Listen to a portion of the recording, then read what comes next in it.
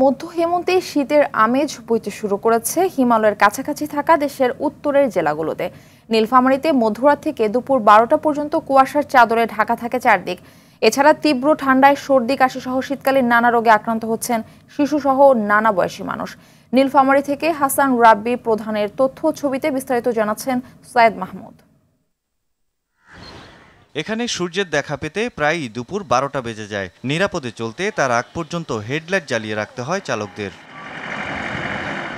হিমালয়ের পাদদেশে অবস্থিত উত্তরের জেলা নীলফামারীতে প্রতিবারের মতো এবারও আগে ভাগেই শীত জেঁকে বসেছে। আবহাওয়া অফিসের তথ্য বলছে, জেলায় এক সপ্তাহে গড় তাপমাত্রা 29.5 ডিগ্রি সেলসিয়াস। সকালের দিকে যা 15 থেকে 18 ডিগ্রি সেলসিয়াসের মধ্যে ওঠানামা করে। রাতের বেলা একটু ঠান্ডা, মাগরিব আজানের পর বেশিক্ষণ করে, আর কিছু কিছু সময় কোনোদিন কুয়াশা সকালবেলায় অনেক পরে। শীতের প্রকোপ বাড়ায় কাশি, অ্যাজমা, জ্বর, ম্যালেরিয়া, ডায়রিয়া সহ নানা রোগে আক্রান্ত হচ্ছে মানুষ। এতে নীলফামারী জেনারেল হাসপাতালে রোগীর চাপ বাড়ছে। ঠান্ডা লাগছে সব, এই কারণে পরশু দিনের থেকে একটু জ্বর, পাতলা পায়খানা। আমার বাচ্চার ঠান্ডা লাগার কারণে ডায়রিয়া হয়েছে। আজকে 3 দিন হলো এখানে, কালকে থেকে স্যালাইন 2টা গেল, ট্রিটমেন্ট চলতেছে, ডাক্তার এসে দেখতেছে, একটু সুস্থ বোঝা যাচ্ছে। শীতের প্রকোপ থেকে রক্ষা পেতে গরম কাপড় পরিধান করার পরামর্শ দিয়েছেন চিকিৎসকরা।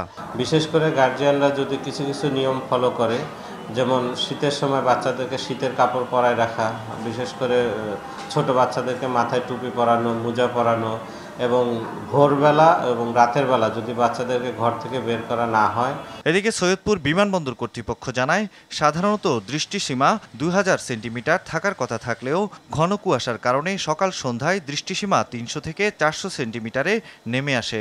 বিমান ওঠানামায় তাই নেওয়া হয়েছে বাড়তি নিরাপত্তা ব্যবস্থা। সৈয়দ মাহমুদ, RTV।